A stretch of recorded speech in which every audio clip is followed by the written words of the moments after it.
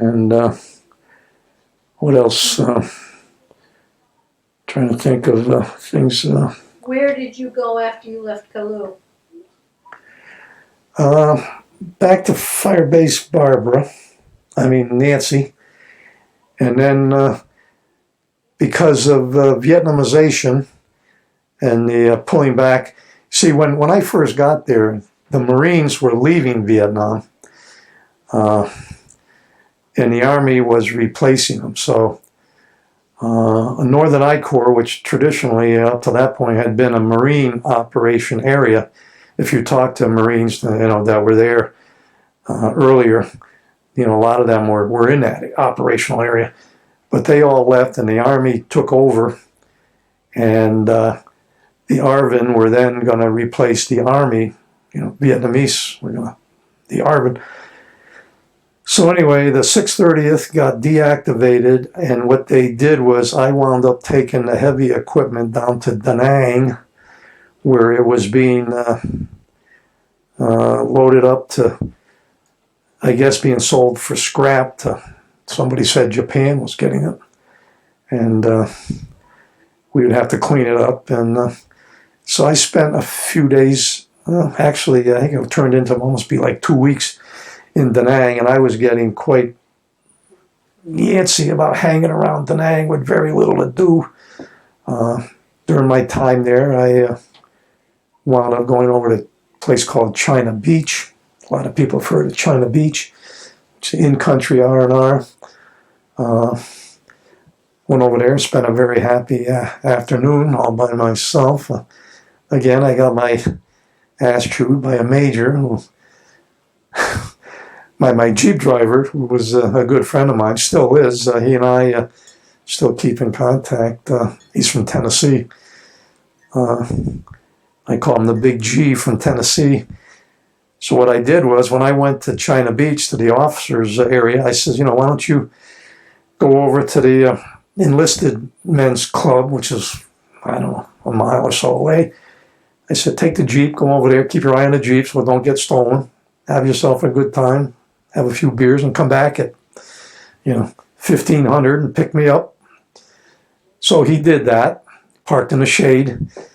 So I'm watching on my watch. It might have been 5 minutes after 1500. I'm walking out. Here comes this major. He thinks I've spent the whole afternoon there while my poor Jeep driver sits in the parking lot all by himself. So he chews me out for being so unthoughtful of making my Jeep driver sit there all by himself, and while I'm in there enjoying a bottle of wine and watching the South China Sea crash on the shore there. So anyway, I'm used to getting chewed out for transgressions anyways. So be it. And then what happened next, because I still had 6 months roughly scheduled for being in Vietnam, I was reassigned to another light equipment company, the 137th, which was down in Chu Lai. And I, turned in all my equipment for the 630th, and so I'm basically sitting there with nothing, although I shouldn't say nothing.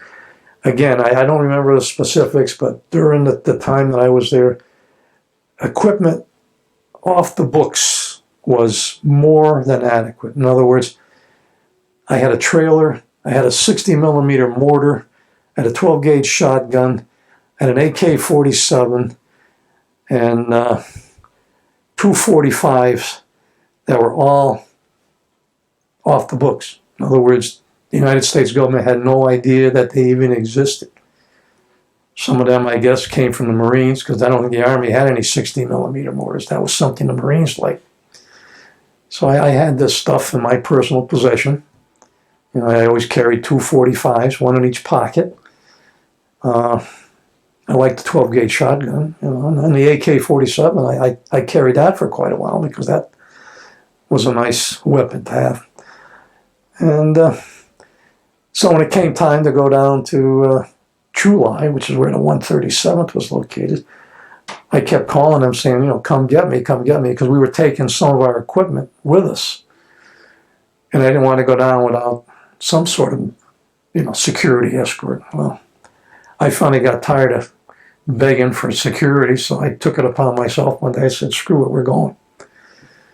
Wasn't the smartest move on my part, but anyway, off we went from Da Nang down QL1 in broad daylight, which I didn't think was that bad a deal, but you never know when you do something what's going to happen. So I had a breakdown in the RT crane that I was driving in. Anyway, make a long story short, it's now nighttime, and we're driving through a well-known communist hotbed called Tam Key, which was between Da Nang and Chulai. Anyway, I forget what time it was. Sometime 01:30 or whatever, we pull into Chulai at the main gate, and fortunately nobody shot us. We're on the enemy side, obviously. They let us in, and I wound up immediately being assigned to fire base out on the Batangan Peninsula, which was another hotbed area. We were on a hill overlooking the South China Sea. Actually, it was quite beautiful if you could get by the enemy activity there. A lot of mines, which were typical. The Batangan Peninsula, for those that probably know, it was the location of a place called My Lai. And out of curiosity, one day I decided, I want to take a ride around the other part of the Batangan Peninsula to where My Lai is. And I came up with a reason for doing that. I needed some machinery that was located on another engineering base over there near My Lai. And again, not too smart a move. Decided to come back from that place just before dark. I mean, I gave myself enough time if all went well, but again, you have to plan for the unexpected. And my Jeep hit a small mine. I think it was probably a 50 caliber bullet that they would set up with a nail or something that would shoot the 50 caliber into the tire and blow the tire, would make you have to get a flat tire, a blowout. So you stop, and that's when things get interesting. When you stop your Jeep, it's much easier to hit a stationary target than a moving target. When I'm tooling down the road in my Jeep going as fast as I can make it go, I'm a tougher target than when I'm standing. So anyway, I figured that was what was going through my head. It's just getting dark. Anyway, we fixed the flat tire, me and my driver, and off we go, trying to get back to where we belonged to begin with. Once again, I got back after dark and caught holy hell from the commander of the base, and he informed me that he had that whole area scheduled for what they call H&I fire, harassment and interdiction, where they would just randomly, fire artillery into them. He told me that it was fortunate that I was not there when it happened. Yeah, I agree with him totally. So anyway, that was another, I guess you could call it, close call. But I had a sergeant there who had the same name as me. He was E5, I believe, and he wound up having to shoot a kid. During the day, the Vietnamese kids would come into the base, and they were always playing around. I mean, you had to watch them. I mean, just kids being kids. They would, anything that wasn't nailed down, they would have a tendency to disappear. And one of the kids was running off with a can of ammunition, so the sergeant shot him. Unfortunately, only shot him in the leg, flesh wound. But the kids would fire the a mine's a terrible thing to lose. A Claymore mine. They would just hit the detonator and, set them off. But I had a great time with the Vietnamese kids, not on the perimeter, but outside during the day. They would all want to come over and see the GIs in hopes of getting candy or food, all of the above, anything that they can, pictures of them climbing all over my Jeep and, just getting away from the day-to-day war routine. I know one little girl, her grandpa had stepped on a mine and blew his leg off, and I tried to get a medevac for him, but I think they had three classifications of medevac. Number one priority would be American casualties. If an American GI was wounded, they would detour medevac to try to get him. Second would be ARVN, Vietnamese military, and then the third priority would be Vietnamese civilians. Unfortunately for this guy, it was a busy day, and he was a Vietnamese civilian, so by the time we medevaced him, he was gone. But I remember one night, again, what's a typical day? Well, my NCOs were sitting around after dark, shooting a breeze like they were doing, typically, sitting on the ground. And he would just reach back, leaning back, and put his hand on a scorpion. Scorpion nailed him, and he went into cardiac arrest. He was, an older NCO. They would refer to him as the old man, and he was probably in his late 30s or something. And, he came very close to dying. Unfortunately, we got a medevac in there, and after dark, which is somewhat of a tough call. But anyway, they got him under medical care in time to save his life. But that's why you'd always shake your boots out to any wildlife that decided to hibernate overnight, and your boots would be ejected before you try to put your foot in there. And, Tom, I'm going to switch gears for a minute and ask you about daily life. How did you stay in touch with your family when you were over there? Well, back in those days, the most common, two things. One would be the traditional letter, write a letter. Secondly was the cassette. Had a little cassette recorder, and me and my fiance, we agreed to not get married until I returned from Vietnam. And the event that my last letter gets sent home rather than me, we would write cassettes back and forth, and that was. Was the mail delivery pretty good? Well, not really. From my experience, when you're at the end of the pipeline, you're the last one to get everything. And things get siphoned off. For example, when it came to the basic necessities of life, the people at the dock where the freighter comes in, they get the first whack at what's on the ship, and then it just keeps going down the pipeline. And if you're at the end of the pipeline, whatever comes out of the end, I mean, it'd be a priority of trying to get Class D batteries, flashlight batteries, trying to get film for your camera. It wasn't available. I mean, everything would be grabbed onto long before it got to the end of the pipeline. It's just one of the inescapable facts of life. You get used to it. But I can remember, putting your priorities on what do you really need. One of the times when I was down in this fire base, it wasn't a fire base, it was just an encampment, I guess, where we had our engineers' operational location. We were ordered to not leave the compound. And this went on for about 3 days. And after day 1.5, we ran out of water. Now, you try to live in a tropical climate when the temperature's up well over 100 degrees without water, it gets a little uncomfortable. Fortunately, we had beer. We had soda. But, trying to, for example, brush your teeth with orange soda, isn't too appetizing, I mean, you really miss water. We had enough food, but, we had no way of getting water.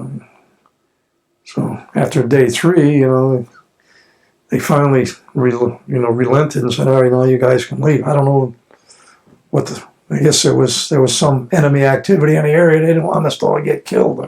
But you know, yours is not the reason why. You know, yours is about to do or die. So, you know, just live with it. What did you do for food? Most of the time, I would say the traditional sea rats. Up in Kalu, we got a couple of times there. We would get what they call lerps. These were the latest invention with the long-range reconnaissance patrol rations, which were dehydrated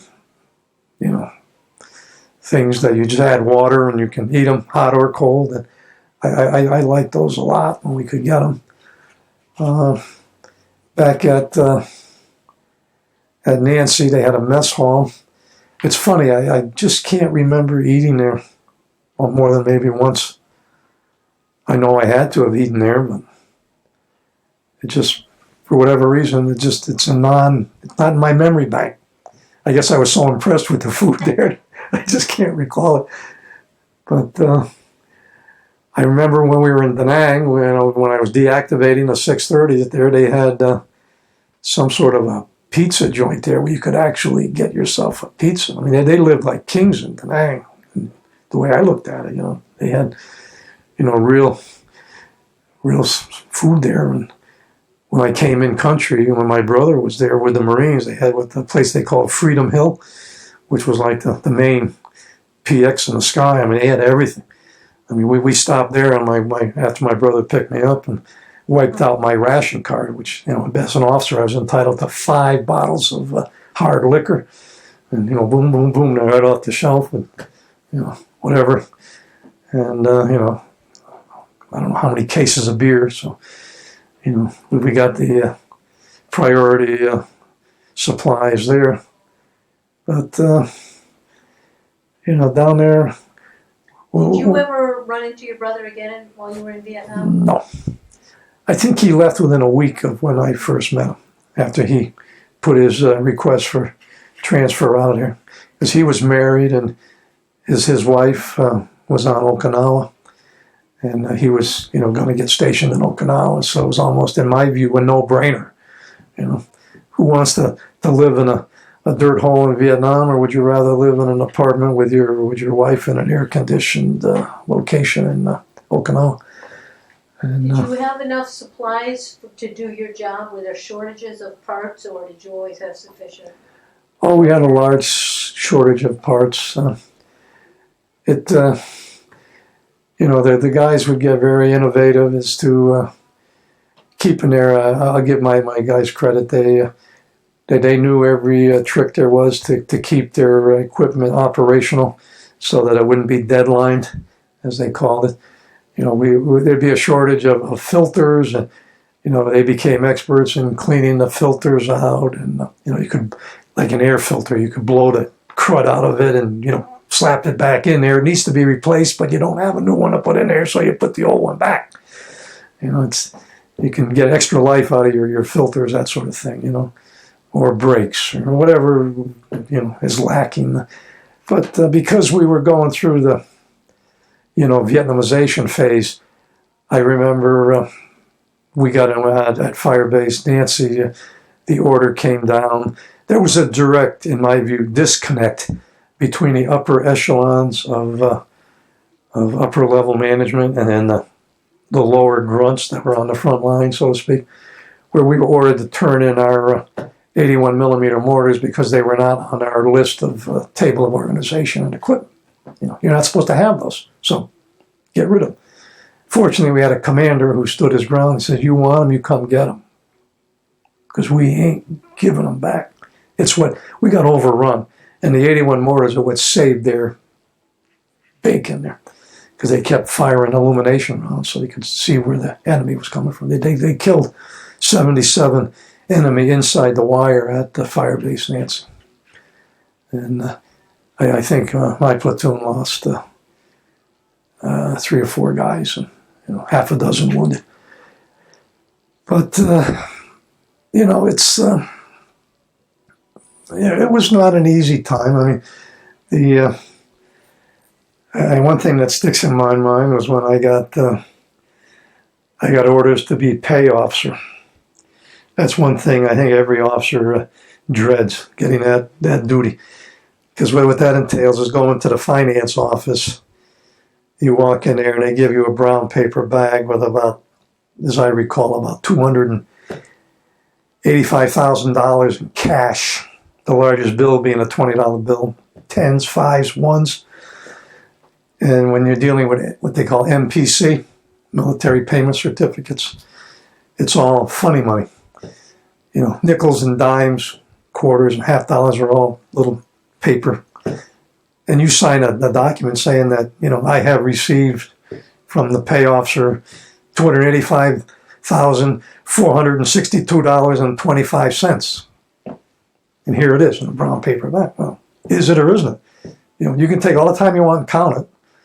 I mean, so you try counting that amount of money in new, unused bills that are stuck together. It ain't easy. And, you know, you're responsible for it. And then you walk out of there, and the trick of it is to get rid of it as soon as possible. You know, make it all disappear so that I can be relieved of this duty. Well, when you, as I've already stated, when your company is scattered all over Northern I-Corps, to get each and every one of them guys, you know, Private Jones is entitled to, you know, according to my sheet, $58.62, and, you know, I got to go find him. He's got to sign that he received that money, and I count it out, and then he counts it and then signs. And then I had to pay the Vietnamese civilians. I had to pay them in piastre, Vietnamese money. You know, I don't know a P from a dong, because that's what you're paying them in, you know. And it was interesting, you know, paying Vietnamese. I remember Papasan. The lowest denominator job was, I'll call it what it is, shit burner. And they would pull out the tubs underneath the outhouses and burn the shit. And that was Papasan's job. And we would pay him for that, you know, very important duty. And there, you know, surprisingly enough, there is an art to being able to be good at that. So Papasan comes in, and I asked, I had an interpreter with me, a Vietnamese girl. I said, you know, ask Papasan how old he is. He was 94 years old. And that is almost unheard of for a Vietnamese to live that long. So I said, ask Papasan who's number one. I said, ask him, he like burnt shit for Japanese, burnt shit for French, or Americans, you know. And I knew what the answer was going to be, you know. American, number one, you know. But I just wanted to get the message across that, you know, at his age, he had seen his country under the, you know, jurisdiction of the French, who ruled it for, you know, since the 18-somethings, and then the Japanese, who were there for World War II, and then the French came back after the Second World War, and then the Americans were there now, you know. So, you know, it was just a little besides the point, you know, break up the monotony of the day, you know, have a little chit-chat with old Papasan. And Tom, what did you do to handle the stress? Well, I drank a lot. I smoked a lot. I was up to almost 4 packs a day. And as the saying goes, most of I remember one of my sergeants telling me my first week there, he says, you know, have a beer. I said, what are you kidding? I said, 8 o'clock in the morning. He says, well, when you're here a while, you'll be drinking beer at 8 o'clock in the morning. He was right. I can remember, I mean, every man has his breaking point. That much I learned. And I learned my breaking point. Some of the, you know, I've seen guys that would go catatonic. I mean, they just tune out. It's like you're not here. You know, staring, you know, shake them, you know, nothing.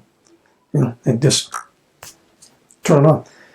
And they ship them to the psych, you know. Other guys take the lead pill, you know, like my friend, you know, stick the M16 under your chin and pull the trigger. take the 45 out and blow your brains out. I mean, that was not a very unusual occurrence. But I did a couple things. I would take a mental health day. I'd say, I owe it to myself. I know I'm reaching my breaking point. I got to get the frig out of here, and now. Because I'm starting to lose it. And, just, I made a point of taking my little noon hour lunch, half hour, and saying, don't call me unless nuclear war broke out, in the next 30 minutes. Because I just want to listen to my buddy Paul Harvey tell me about whatever's going on, or, just that little short tune out I found exceedingly helpful. I remember one of the things we had one day that, the battalion said, we're all going to go to the beach today. That's a good idea. Everybody can enjoy a day at the beach. Well, we almost got to the beach, and then snipers opened up, and they put an end to that, and we went back. But I remember one day we got a visit to the Palace of the Kings in Hue, outside of Hue.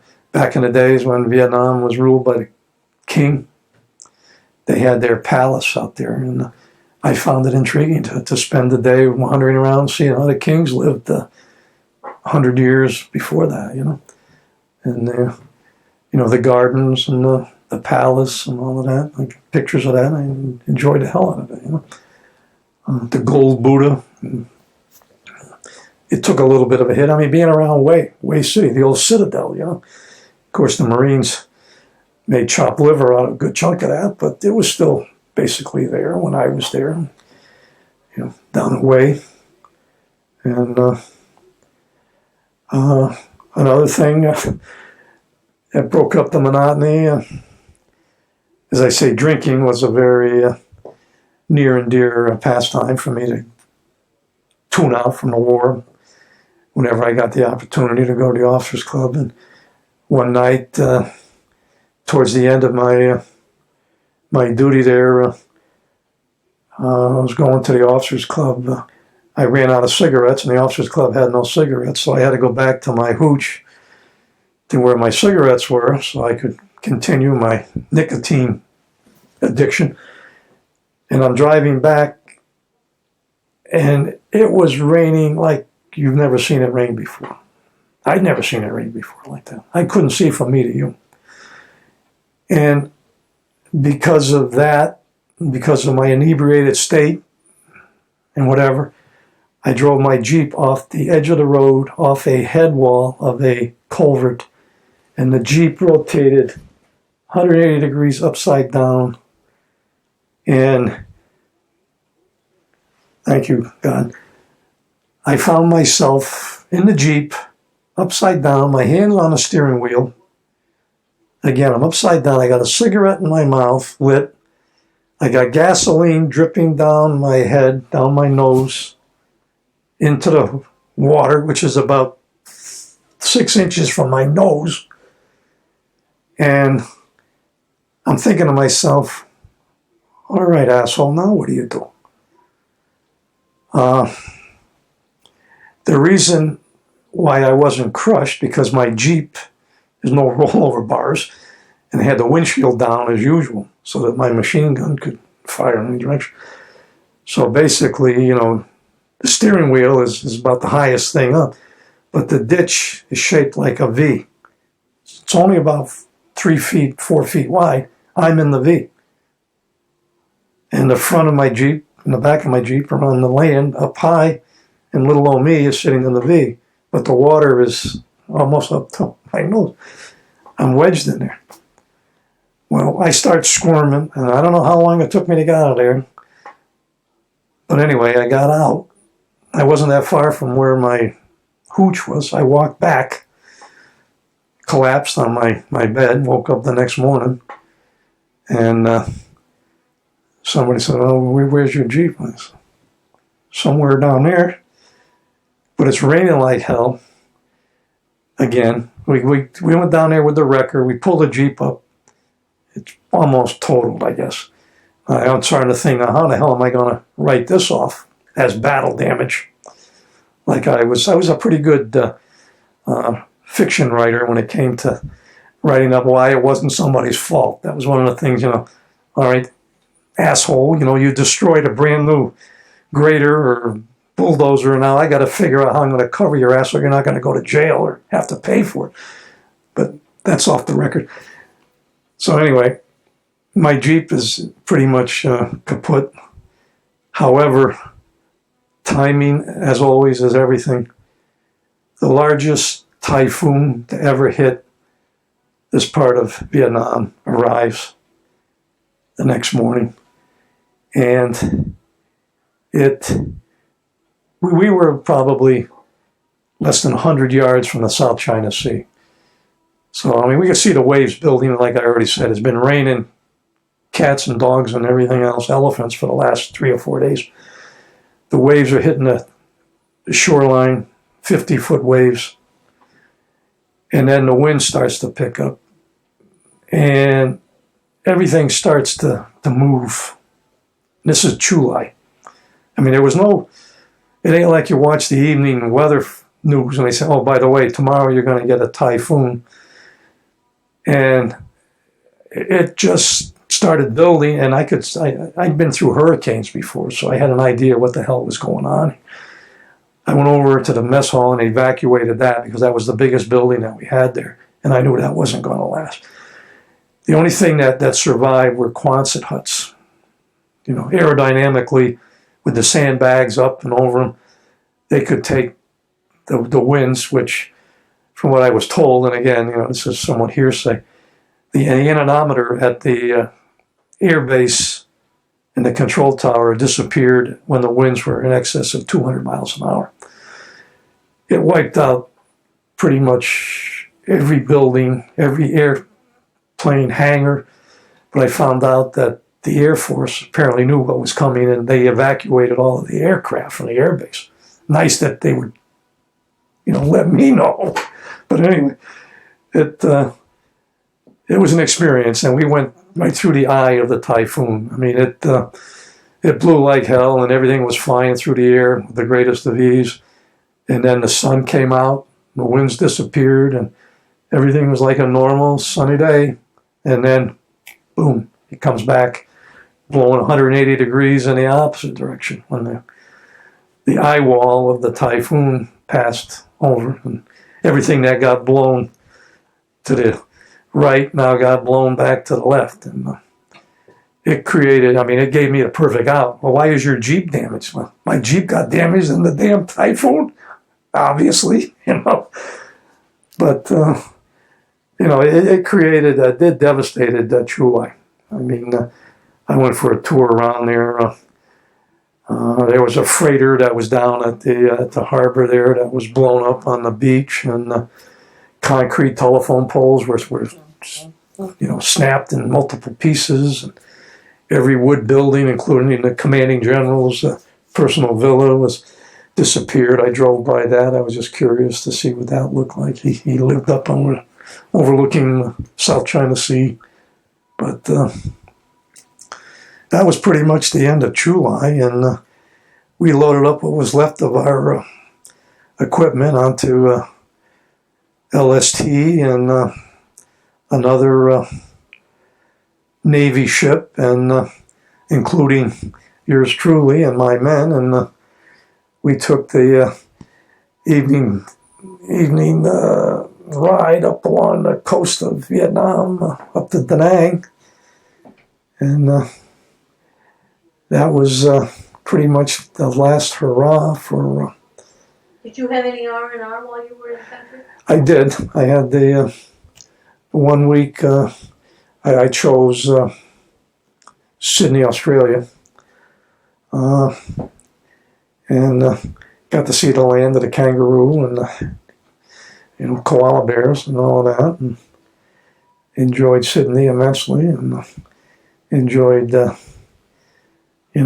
real shower, and I got to watch television, and just get away from it all, so to speak, And ran out of money all too fast, so my activities were somewhat limited due to lack of wherewithal to the pay, exchange rate for dollars versus Australian dollars was not in my favor at that point in time. But do you recall your last day in Vietnam? Well, only to the extent that it, as the saying goes, was the gift that goes on giving. The last day or two, when I was sitting in the damn depot in Da Nang, going through the out processing, which involved you had to pass the drug test, pee in the cup to make sure that you're not addicted to whatever the test showed.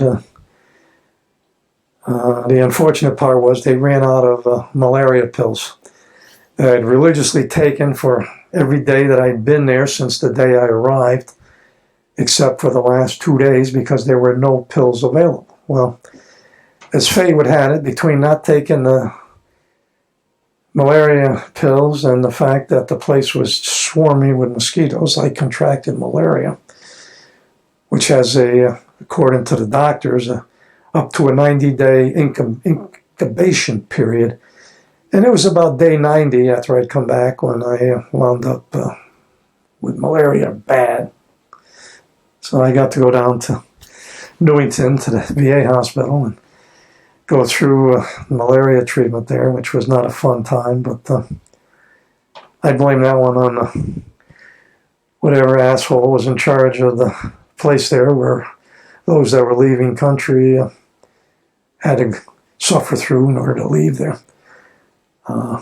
Another thing that I remember as far as leaving there was when my replacement at the 137th arrived, and he had to sign for the stuff that I had already signed for, and he kept saying, well, where is it? Where is it? And I kept giving him the beats the hell out of me. I ain't got it, I'm not going to sign for it. And I said, well, it's irrelevant to me because whether you sign for it or not, I am leaving this place. And you can figure out what you're going to do with whatever. I mean, there was money missing. There was funds and stuff that I knew. I had no idea. I had complained all the way up to the battalion right from the first week I was there.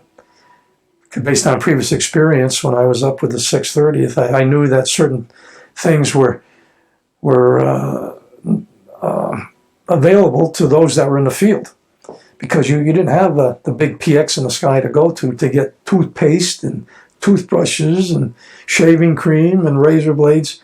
They had what they call SP packs, which in the government's wisdom, they knew how many in these boxes of stuff, how many things were necessary to support how many people for what length of time. And the formula was that, if you had 100 men, then you were entitled to X number of these SPs for every 10 days that you're in the field. Well, we weren't getting them. I know that they were coming down the pipeline, but they were disappearing. Well, some crook, may he burn in hell, was selling them on the black market. Things that us GIs that were out there on the front, even though they say Vietnam didn't have any fronts, but in my view, a front is when you're on some godforsaken fire base that there ain't nothing between you and the North Vietnamese headquarters, and a bunch of jungle, but we weren't getting them.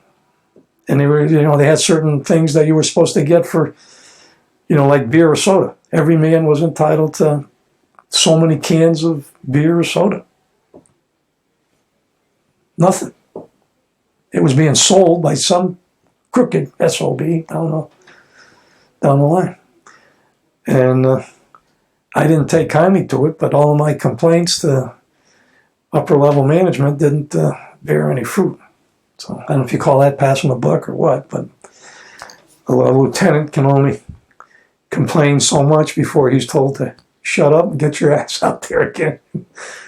Were you discharged when you came, right when you got back from? I was relieved from active duty upon arrival back at Fort Lewis, Washington. My active duty status was no longer required. Again, that was pretty much because President Nixon had the Vietnamization in full force and effect, and the U.S. Military was not carrying the main part of the war effort any longer. What was your homecoming like? Well, it was nothing like what you hear from a lot of returning guys back in the roaring 60s when everybody was being in one fashion or another assaulted or in the airports. Some of that had to do with my timing. I went from Fort Lewis, Washington down to San Diego to visit my brother, who was in the Marine Corps still. And certainly, if you were a hippie, I think you would not be too welcome at the,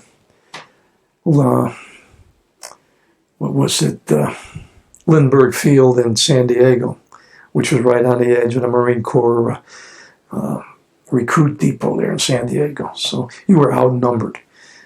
There was a lot more friendly faces there with major Navy, Marine Corps personnel located there.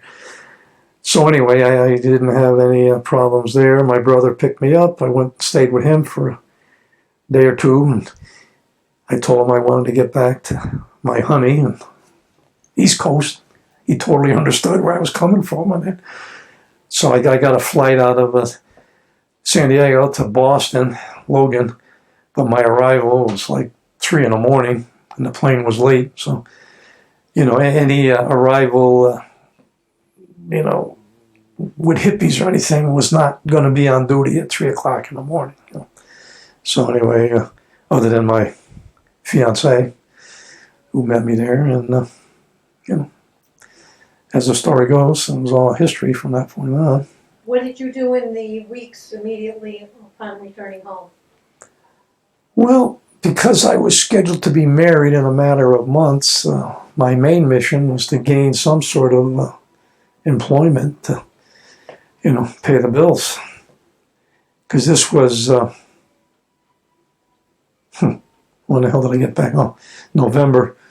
I was scheduled to get married, and I got to remember my anniversary. March. What year? No, April 16th, 1972. I always get my wife's birthday and my anniversary confused because they're both... You got home in November of 71? Yes. And I immediately began the effort to try to gain employment. And as I went to the state unemployment office, I still remember this, the reception I got was, "You just got back from go take 6 months off. There's no jobs available anyway." That was the answer I got from the unemployment office. I tried to explain to him, well, as much as I would like to take 6 months and just goof off, I have need for getting employment. He said, well, there's no jobs, so don't even bother trying. Okay. So then the next thing that sticks in my mind, good old United States government, I got audited by the Internal Revenue Service. I said, well, I didn't file income tax because for the entire year of 1971, I was in a combat zone. And according to, I think I hired the big, whatever the hell they go by, the ones that do your income tax, They told me I don't have to file because if all your income was based on combat duty, you're exempt. Every taxpayer must pay income tax in the United States. That's the Internal Revenue Service. So, get your ass down here to the Internal Revenue Office with all your papers, which I did. And the agent who was harassing me then apparently checked with his supervisor, who informed him what I just said. You're exempt from filing income tax if your entire year was spent in a war zone, which I had. So, what are you doing here? Get the hell out of here. I mean, that's the activity that I was involved with, fighting my Internal Revenue Service, fighting, which turned out to be malaria in the VA hospital. That was good for about a month. And I finally somehow got a job with Town of Berlin as an assistant engineer. And that worked out okay. I worked for them for about the next 5 years. Fortunately, my boss was a reservist in the Army, so he and I had certain, I don't know how much that had to do with me getting employed, but at least he wasn't a hippie. Did you go back to school at all on the GI Bill? Oh, yeah. I used up every nickel of it, going back to University of Hartford and University of New Haven, trying to, take advantage of what I was entitled to. And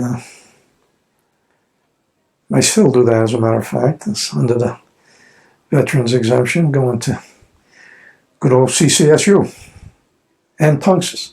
I hold dual studentship, is what I tell people. My second career. Did you make any close friendships while you were in the Army? Oh, yeah. I still keep in contact with my old 630th Light Equipment Company, who have a nice website, and they have annual reunions just about every year out in Branson, Missouri, which I have never been to one of them, but I check their website every now and then, and they, it's been on my list of things to do, was to write the chapter filling in the history, the time that I was there, which is a gap in their history, which I can certainly fill in. And my old Jeep driver,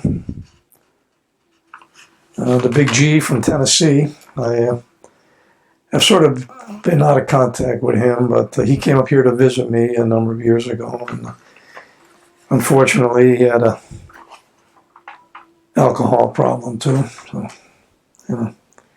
he was in some difficulties last I knew down there. So I don't know what his life is like these days.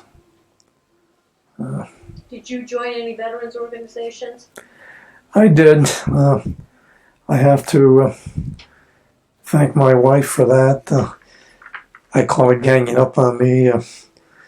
A guy that a lot of people know by the name of William Newman was a very active member of Post 3272 of the VFW, a past commander and a very active individual in veterans activities. Was trying to recruit me for the VFW for a number of years, but I was able to resist him until one day my wife bumped into him in the grocery store, and he enlisted her to put a little pressure on her husband. So at the point of being pressures from within and from without, I relented and joined the VFW back in, I think, 2013. So I've been which I would categorize as an active member of the VFW, Post 3272 since then, and because of my student activities at Tunxus and CCSU, I have sort of become the unofficial liaison between them and other veteran matters, the most recent of which is the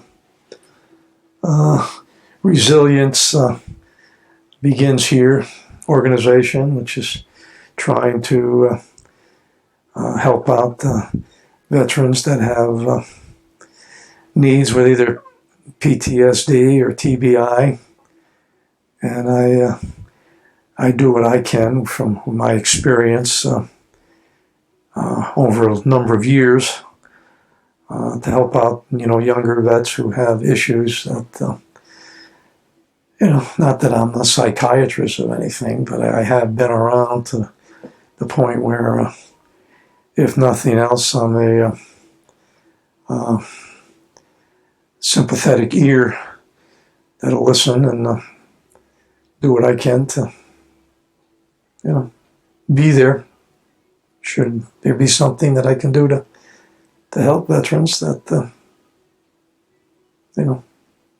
think they need a little help? Tom, how would you say your military service affected your life? Well, that's an interesting question, and I've given it some thought. I think I can maybe best answer it. Maybe it would be something that everyone could relate to, because I can't explain how combat is or anything like that. You got to be there to really understand what it's like. But to answer your question, I'm 69 years old, and out of those 69 years that I've been on this planet, there's one year particularly that sticks out far beyond any others, and that was my year in Vietnam, active duty.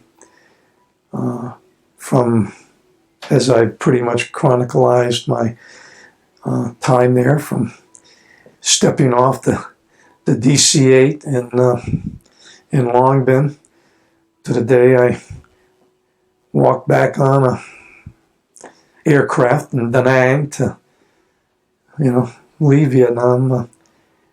It sticks with me beyond any other year of my life. I can, pretty much relate in some fashion, the old been there, done that routine, where I was, what I experienced, and it's you meet people, they always talk about the brotherhood of veterans, and it's without question true. We kid each other, my Marine buddies, and us Army guys, Navy, Air Force, Coast Guard. Although those guys are kind of rare, run into a lot of them. I did try to get admission to the Coast Guard Academy, but I didn't make the cut. So that's earlier part of my life. But it's you meet people that in one of the documents that I am passing on, that hopefully will wind up in the linkage of the website of my interview here. I quote one of my heroes, Dwight Eisenhower, who I have a letter hanging on my wall that was written by him, that was written in response to a question he was asked about what National Brotherhood Week meant to him. And if you read that letter, it goes a long way to expressing what that brotherhood is all about. That in words that are far beyond anything that I could come up with. It's sort of like, in some regard, in my view, what Abraham Lincoln did at the Gettysburg Address. Those that gave the last full measure, those that died here, consecrated far beyond anything that we could do. And I am convinced that, as I sort of make a joke out of it, I'd rather be lucky than smart, which I truly believe is just true. I am a lot luckier than I am smart. I don't know if you want to call it a guardian angel on your shoulder overlooking you, or just, God has a plan for all of us, and my plan now was not to wind up dead in Vietnam. The plan they had for me was to be here now talking. I have a plaque that I was given by the 14th Engineer Battalion. To me, there's one mistake on that plaque. The middle initial. It says Thomas E. Shannon. My middle initial is H. However, if you look at the names of those that are on the wall, there's a Thomas E. Shannon listed. I don't know if there's a message there to me. I can't explain it. I mean, whatever person engraved the thing, put an E on there. I'm an H. But there's a E on the wall. I know friends that are on the wall. I'm not. I'm not smarter than them. I mean, why does a sniper, when he's getting ready to blow somebody's brains out, shoot the guy next to me rather than me? He didn't like the other guy? He likes me? I don't think so. I can't explain it, but and I don't think I'm unique in any regard there. I walked through a minefield. I didn't watch where I was stepping. I tripped over the warning. A little late, but what's the saying? Better late than never? I don't know. In my case, it was irrelevant, I guess. But anyway, next question. So Tom, thank you for your service, but I know you wanted to add something to our youth. Just one thing on a more recent basis, because I did take the course in the history of the Vietnam War at Tungsas Community College, and I didn't take it so much. Well, I did take it to learn something. Of course, none of us are ever too old to learn, and I was somewhat curious to see what history is sort of finds important about, basically 1965 to 1973, when the American War, I guess as they call it, was taking place. And I think the one thing that I feel personally that's important for youth, not only today, but any point in the future, to keep in mind is it's vitally important that each and every one of us, young, old, in between,